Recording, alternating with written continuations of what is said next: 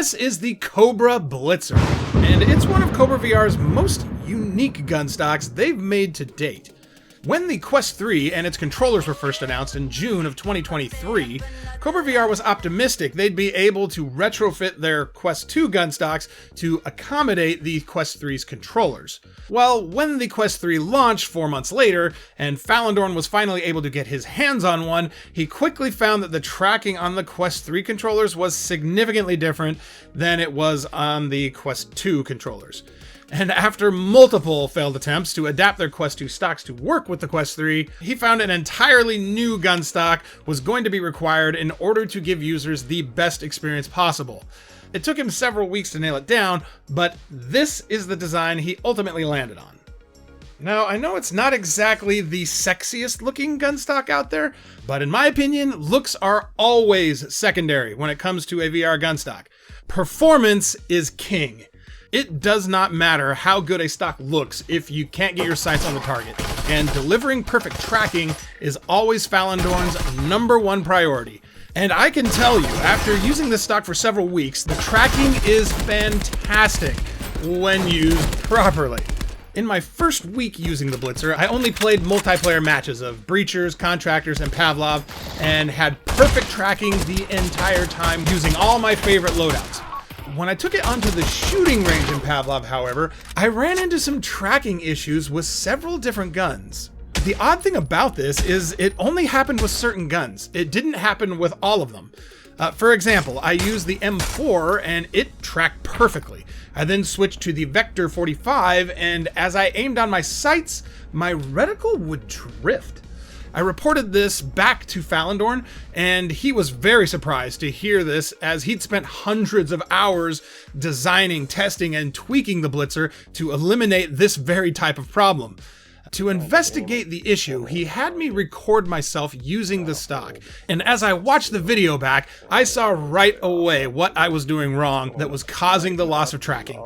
I was holding the stock up very high and tight to be able to see down the sight of the Vector, which put my trigger hand in a position where it blocked the headset's view of my front hand, resulting in a loss of tracking and my reticle drifting.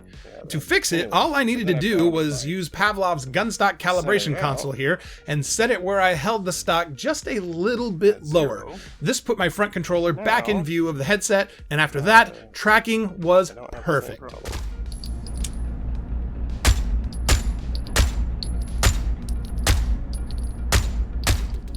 I then spent a bunch more time on the shooting range and playing multiplayer matches in both Pavlov and Contractors, trying out different guns.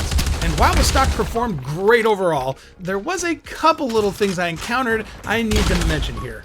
By no means are these big issues, but they are things I experienced and feel I need to point out. The first was when using handguns. There was several times as I was raising the Blitzer to fire, the stock tapped my headset, sending it into pass-through mode. Now, you can disable this double tap for pass-through feature on the Quest 3, making this a non-issue.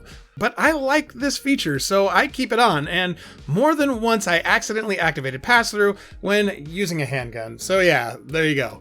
The other little issue I have with the Blitzer is how the position of the aluminum bar for the rear stock prevents you from using your dominant hand for real-world tasks.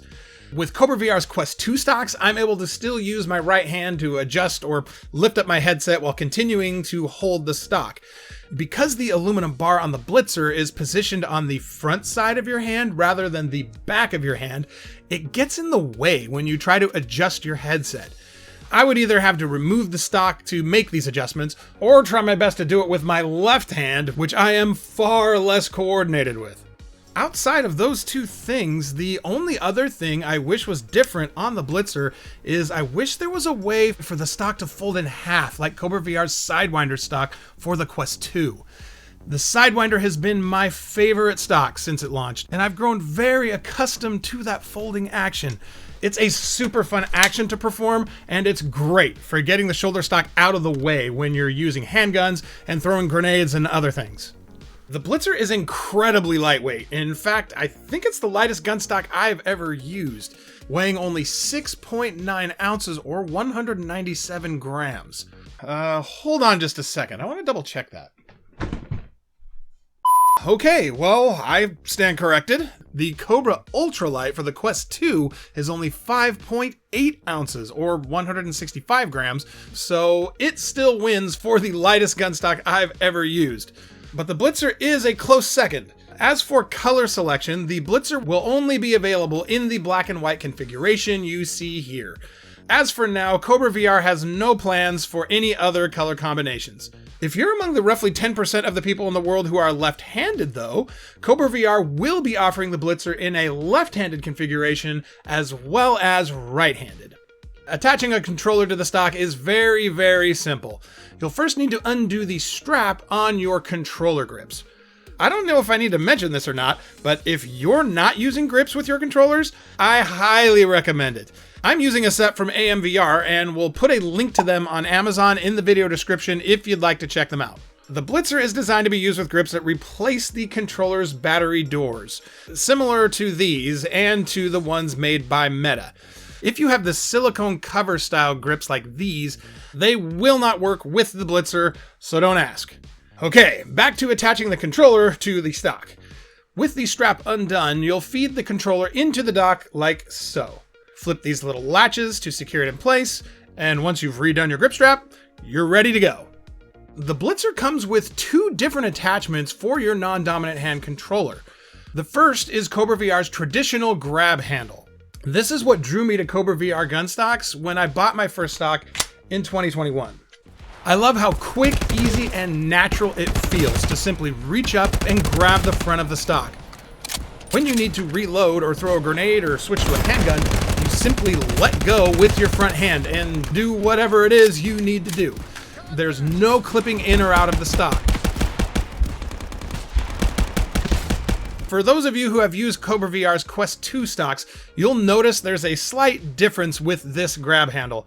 In order to keep the IR tracking light in the base of the Quest 3 controller's handle visible to the headset, the lower portion of the grab handle had to be removed.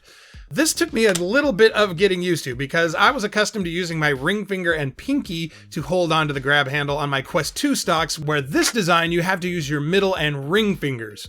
Not a big deal, but something I felt people coming over from Kobra's Quest 2 stocks should be aware of. The other attachment that comes with the Blitzer is a front magnetic dock. While the front grab handle is great for SMGs and assault rifles, it doesn't work all that well for pump-action shotguns and sniper rifles. So that's where this magnetic dock comes in. Similar to the grab handle, it allows you to quickly and easily remove your front controller from the stock to reload and throw grenades and whatever else you need to do. But it also allows you to maintain your grip on the front of your virtual rifle, so you can perform that satisfying pumping action for a shotgun and use your right hand to cycle the bolt on a sniper rifle. The downside to the magnetic dock, in my opinion, is it's not quite as fast and doesn't feel as natural as the grab handle does. KobraVR does offer similar options for some of their Quest 2 stocks, but I believe you have to choose one or the other when buying, or pay extra to get both. Having both options included with the Blitzer, so you can swap to whichever one suits your playstyle or whichever better suits the game you're playing at the time, is pretty cool. As for adjustability, the Blitzer has several different adjustment points, so you can get the most comfortable fitment for you. Both the rear and front sections of the stock can be adjusted by loosening their respective thumb screws and then tightening them down at your desired length. The front adjustment is especially nice for compact submachine guns like the P90 and others that place your hands super close together. The cheek rest is also adjustable, although I've found I like to leave mine fully raised all the time. The last bit of adjustment is on the front magnetic dock. Here you're able to adjust the angle of the front controller to whatever feels most comfortable to you. My stock is a pre-production prototype and I have to use a screwdriver for this, but for the final production models you guys will be getting, KobraVR will be using thumb screws here as well to allow for quick and easy angle adjustment.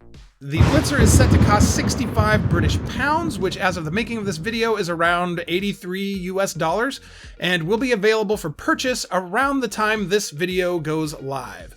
If you're interested in checking out the Blitzer, I'll link KobraVR's Etsy store in the video description where you can take a look at it. Now, if the aesthetic of the Blitzer isn't doing anything for you, and you're okay with waiting a little longer, get ready to pause the video because KobraVR has been working on a redesign of their Maglock Pro Gunstock, which they're saying is going to be compatible with both the Quest Pro and Quest 3 controllers. Subscribe!